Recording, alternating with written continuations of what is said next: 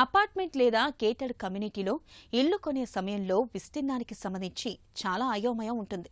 బిల్డర్లు carpet area, built up area, super built up area, saleable area అనే పదాలు చెబుతుంటే చాలా మందికి అవగాహన ఉండదు.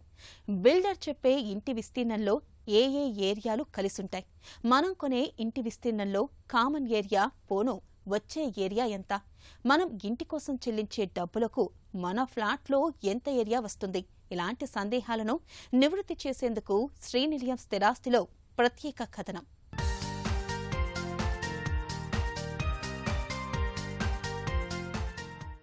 సాధారణంగా ఇల్లు కొనే సమయంలో ప్రాంతం, బడ్జెట్ తర్వాత అందరూ చూసేది ఇంటికి సంబంధించిన విస్తీర్ణం, వారి వారి అవసరాలను బట్టి ఎంత మేర విస్తీర్ణంలో ఇల్లు కావాలనేది నిర్ణయించుకుంటూ ఉంటారు.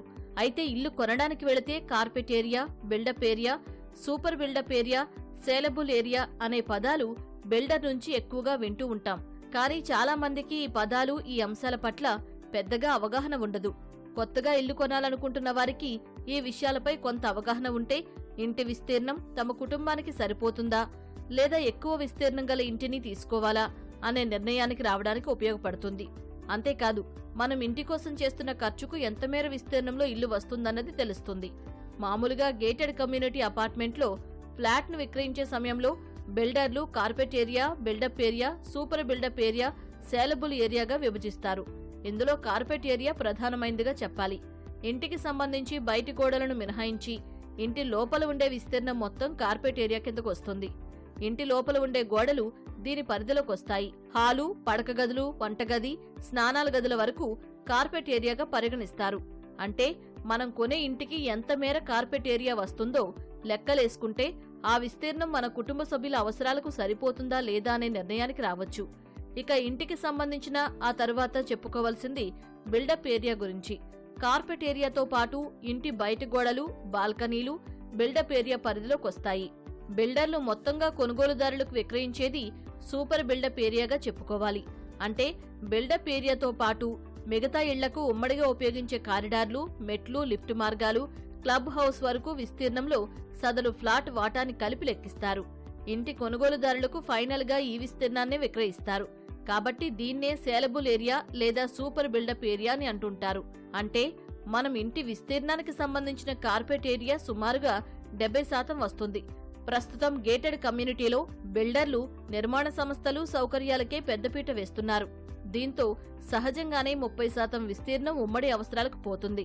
అంటే మనం బిల్డర్ల నుంచి కొనుగోలు చేసే మొత్తం ఇంటి విస్తీర్ణంలో 30% కామన్ ఏరియా కలుపుకుని సూపర్ బిల్డప్ ఏరియా లెక్కలేసుకోవాలి.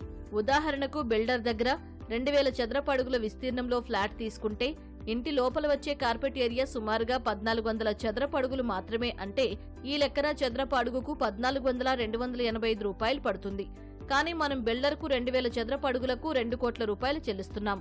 కాబట్టి అపార్ట్మెంట్లో ఫ్లాట్ లేదా గేటెడ్ కమ్యూనిటీలో ఇంటిని కొనుగోలు చేసే సమయంలో మనకు వచ్చే విస్తీర్ణం ఎంత, కామన్ ఏరియా ఎంత అన్న అంశాలపై బిల్డర్ను అడిగి తెలుసుకోవాలని రియల్ రంగ నిపుణులు చెబుతున్నారు. అపార్ట్మెంట్లోని ఫ్లాట్ను కొనుగోలు చేసే ముందు builder carpet area, built up area, super built up area, saleable area అని చెబుతారు. గృహ యజమానులకు కొనుగోలు చేసే విస్తీర్ణం తమ కుటుంబానికి ఎంత వస్తుంది అనే విషయాన్ని ఇప్పుడు నిపుణుల మాటల్లో తెలుసుకుందాం.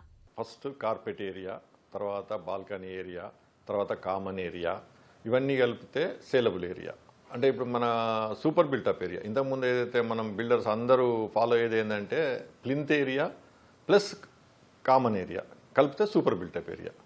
బట్ ఇప్పుడు రెరాదాని ప్రకారం ఏమవుతుందంటే carpet area plus balcony area, common area and outside wall area, ఇదంతా కలిపితే మనకు సూపర్ బిల్టప్ ఏరియా అవుతుంది. కార్పెట్ ఏరియా అనేది మనకు excluding outside wall area exclude చేసేసేసి with including inside wall area తీసుకున్నప్పుడు, excluding balconies and outside wall area తీసుకున్నప్పుడు carpet area. Balcony area separate calculate చేసేసుకొని తర్వాత కామన్ ఏరియా అనేది total circulation area, common ఏదైతే అందరూ పబ్లిక్ కామన్గా use చేస్తారో, అంటే లాబీసు, తర్వాత స్టేర్ కేసెస్, తర్వాత హెడ్ రూమ్సు, మెషిన్ రూమ్సు, తర్వాత లిఫ్ట్ ఏరియాసు, తర్వాత కింద ఎలక్ట్రికల్ ప్యానల్ బోర్డ్సు, తర్వాత సెప్టిక్ ట్యాంక్స్ ఏరియాస్, తర్వాత సంప్స్, అన్ని కామన్ ఏదైతే ఉంటుందో ఆ కామన్ ఏరియాస్ అన్నీ మనం మొత్తం తీసుకోవచ్చు. ఈవెన్ ఇప్పుడు రెరా దాని ప్రకారము క్లబ్ హౌస్ ఏరియా కూడా కామన్ ఏరియాలో కలుపుకోవడానికి స్కోప్ ఉంది. కాబట్టి మీరు ఎవరైనా పర్చేజ్ చేసేటప్పుడు మెయిన్ ఇంపార్టెంట్ కార్పెట్ ఏరియా చూసుకోవాలి. అండ్ వాళ్ళు చెప్తున్న saleable area or otherwise super built up area, దాంతో కంపేర్ చేసుకున్నప్పుడు ఎంత పర్సెంటేజ్ వస్తుంది, 60 వస్తుందా 65 వస్తుందా అనేది చూసుకొని దాని ప్రకారము మనం అంటే ముందుకెళ్తే బాగుంటుంది. కాబట్టి ఇప్పుడు మనం సేలబుల్ ఏరియా అనే దానికి ఏమేమి ఏరియాస్ యాడ్ అవుతాయి అన్న దాంట్లో చూసుకున్నప్పుడు carpet area, balcony area and common area ఇది తీసుకున్నప్పుడు సేలబుల్ ఏరియా వస్తుంది. ఆ సేలబుల్ ఏరియాకు అవుట్ సైడ్ వాల్ ఏరియా కలిపితే సూపర్ బిల్టప్ ఏరియా వస్తుంది. కాబట్టి ఇవన్నీ ఏంటంటే ఒక్కొక్కటి ఒక్కొక్క విధంగా ఉన్నాయి. కాబట్టి ఇప్పుడు రెరాలో ఒక క్లారిటీ ఇచ్చారు, బట్ ఏంటంటే అవుట్ సైడ్ వాల్ ఏరియా గురించి వాళ్ళు క్లారిటీ ఇవ్వలేదు. ఎందుకంటే సేలబుల్ ఏరియాలో అవుట్ సైడ్ వాల్ ఏరియాలు వాళ్ళు కలపలేదు. కాబట్టి అందరు బిల్డర్స్ అందరూ కూడా చేసేది ఏంటంటే సూపర్ బిల్టప్ ఏరియా మెన్షన్ చేస్తున్నారు అండ్ కార్పెట్ ఏరియా కూడా మెన్షన్ చేస్తున్నారు. కార్పెట్ ఏరియా మెన్షన్ చేసినప్పుడు మీరు దాని అంటే ప్రపోర్షనట్గా ఎంత ఏరియా వస్తుందో చూసుకొని కొనుక్కున్నప్పుడు ఏ ఇబ్బంది రాదు. అంటే మీరు ఎంత యూటిలైజేషన్ ఏరియా వస్తుంది, ఎందుకంటే బాల్కనీ ఏరియా కూడా చూసుకోవాల్సిన అవసరం ఉంది. ఎందుకంటే బాల్కనీ ఏరియా కూడా బాగా అబ్నార్మల్గా ఉండి తర్వాత ప్లింత్ ఏరియా కంపేర్ చేసినప్పుడు ఉన్నప్పుడు అంటే పర్సంటేజ్ ఉన్నప్పుడు 60% 65% ఉండి మళ్ళీ బాల్కనీ ఏరియాస్ ఎక్కువ ఉన్నాయి అనుకోండి, దాని మీద కూడా మనకు కొద్దిగా అంటే కామన్ ఏరియాస్ బాల్కనీ ఏరియాస్ ఇవన్నీ ఎక్కువ ఉంటే కూడా మనకు ఇబ్బంది ఉంటుంది. అండ్ ఇప్పుడు ఉన్న సిచ్యువేషన్ ప్రకారము అండ్ గేటెడ్ కమ్యూనిటీలో ఎస్పెషల్గా గేటెడ్ కమ్యూనిటీస్లలో కామన్ ఏరియాకు బాగా ఇంపార్టెన్స్ ఇస్తున్నారు. యాక్చువల్గా ఏంటంటే జిహెచ్ఎంసీ నామ్స్ కానీ హెచ్ఎండిఏ నామ్స్ 168 జీవో ఏదైతే ఉందో ఆ జీవో ప్రకారం ఏంటంటే మనకు ఓన్లీ 2 మీటర్స్ కారిడార్ ఉంటే సరిపోతుంది. కానీ ఏంటంటే ఇప్పుడు బిల్డర్స్ 7 ఫీటు ఆర్ 8 ఫీటు అంటే 2.5 meters or more than that కూడా కొన్ని లాబీస్ ఏరియాస్ ఇవ్వడం జరుగుతుంది. ఎందుకంటే ఏరియాలలో కంఫర్టబుల్ ఉండాలి అండ్ కామన్ ఏరియాస్ అంటే లావిష్ ఉండాలి అనే ఉద్దేశంలో చాలా డెవలప్ చేయడం జరుగుతున్నది. కాబట్టి ఆ ఏరియాస్ కూడా కామన్ ఏరియా ఎంత ఉన్నది అనేది కూడా మీరు సరి చూసుకొని ముందుకెళ్లాల్సిన అవసరం ఉంటుంది.